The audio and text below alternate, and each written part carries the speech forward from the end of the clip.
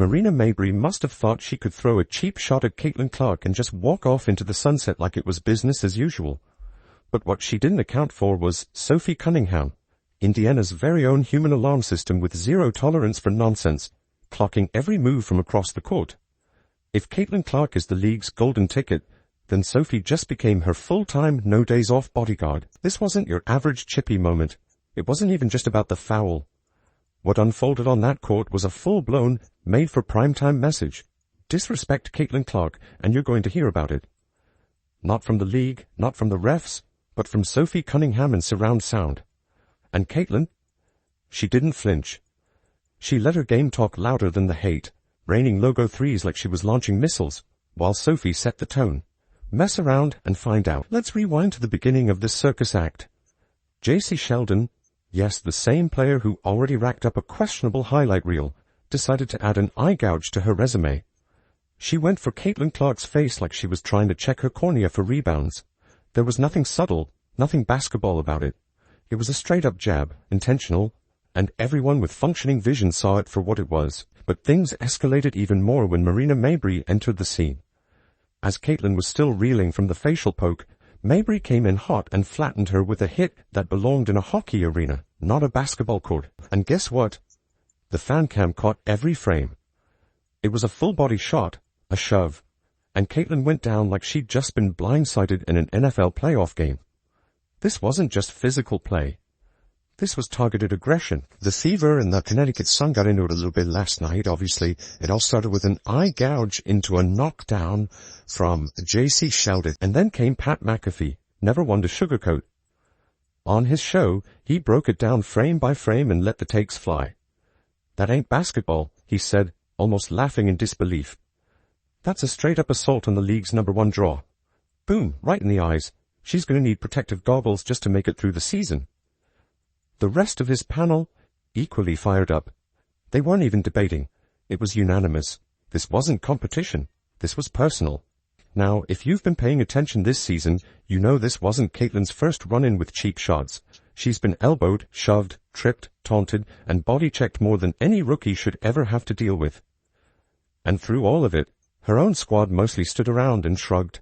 My J.C. Sheldon has been hitting Caitlin in the face all game, fouling all game. The refs don't care. The refs act like their whistles are broke. She's fouling her non-stop again, hits her in effect until now. This time, Caitlin had backup. She had Sophie. And Sophie? Oh, she didn't just show up to hoop. She came with a vengeance. When Sheldon and Mabrey tried to rough up Caitlin, Sophie didn't wait for the whistle. She snapped into action. She let out a war cry that probably made courtside fans check their phones. She got in faces, planted her feet, and dared anyone to cross the line again. It wasn't just retaliation. It was regulation. Pat McAfee put it perfectly.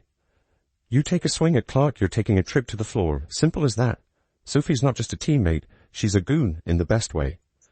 And honestly, that's exactly what this team needed. Every legendary player has had someone like that. Michael had Rodman. Steph has Draymond. Sophie's presence changed the entire energy on the court. Her refusal to back down lit a fire that spread like wildfire. You could see it in the Fever's bench. They weren't just reacting anymore. They were ready. They believed. And Caitlin? She stood taller, smiled harder, and buried that signature deep three with zero hesitation right in Sheldon's face. Then she turned to the Suns bench and talked that talk. This was the moment fans have been waiting for. For months, everyone's been begging for someone, anyone, to stand up for Caitlin Clark, to stop letting these assaults fly under the radar.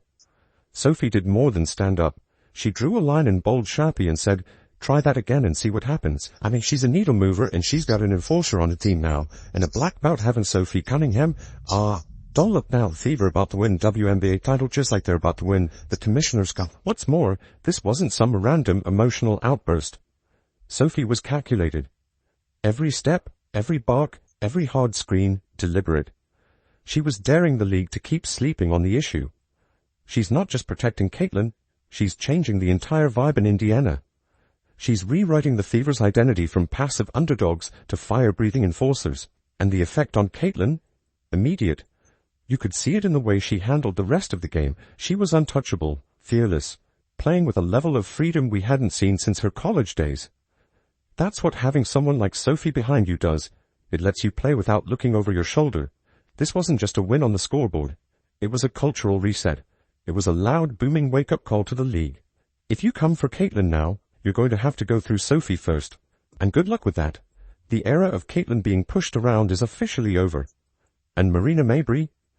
She learned that the hard way.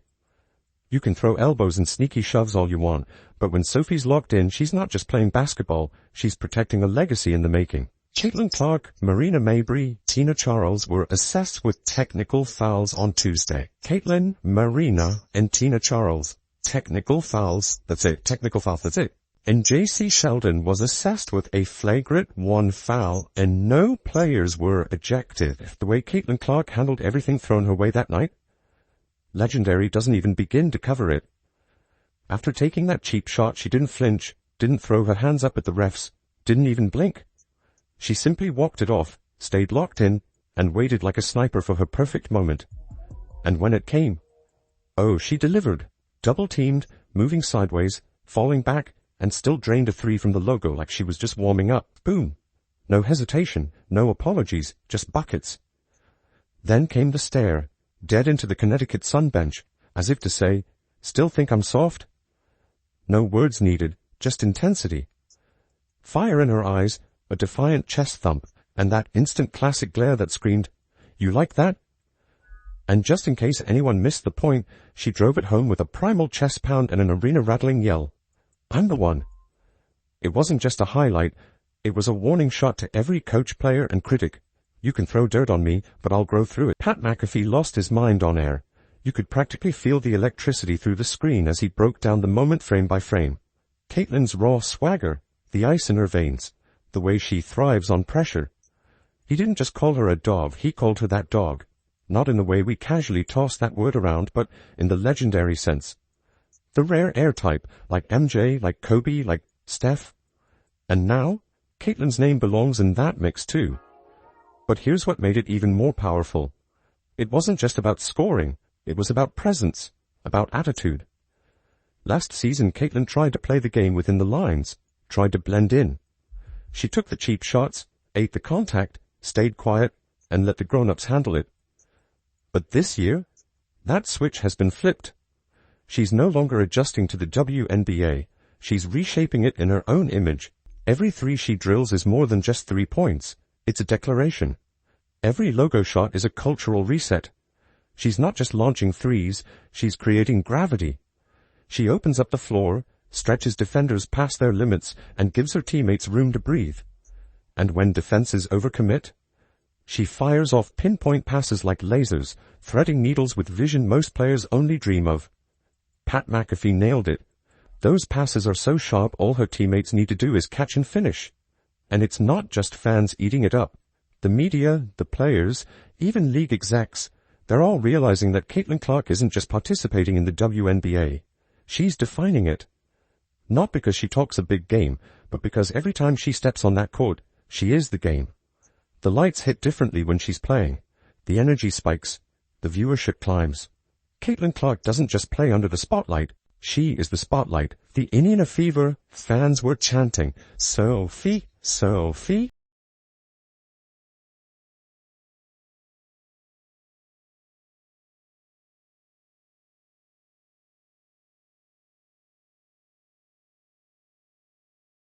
Sophie's jersey is going to sell out tonight. She's going to be in the All-Star game tonight just from this one play because she was standing on business. It wasn't a dirty play. It was an intentional foul and it was meant to send a message. It turned into a scuffle and I don't think anybody wanted that. And let's be honest, this isn't just hype.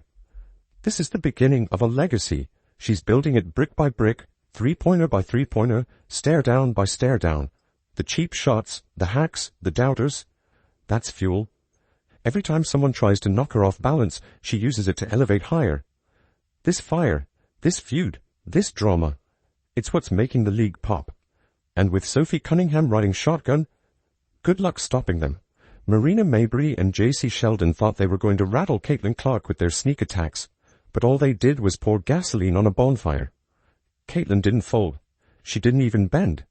She answered with daggers that shut down the crowd, quieted the bench, and sent chills through the league. And Sophie She made sure that warning was delivered with backup when the officials don't get control of the ball game. When they allow that stuff to happen, and it's been happening all season long. All season long, it's not just this game, it's been happening all season long. This is what happens, right? This is what happens. You've got competitive women who are the best in the world at what they do, right? And when you allow them to play physical, and you allow these things to happen, they're going to compete. And they're going to have their teammates' backs. It's exactly what you expect, right? Out of fierce competition. So, I started talking to the officials in the first quarter, and we knew this was going to happen. You could tell it was going to happen. So, they got to get control of it. They got to be better. This isn't the same Caitlin Clark who entered the league last year with wide eyes and a polite smile. This is a leader, a fighter, a megastar who knows she belongs.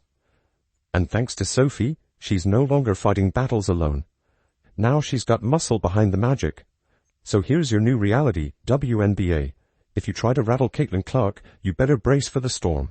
Because Caitlin's not backing down. She's rising up. And now she's got backup with fire in her eyes and rage in her rebounds. You wanted a storyline? Here it is.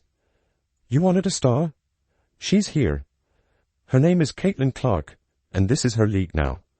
If you support Sophie and Caitlin, then comment GOAT CC and Spicy Sophie down below.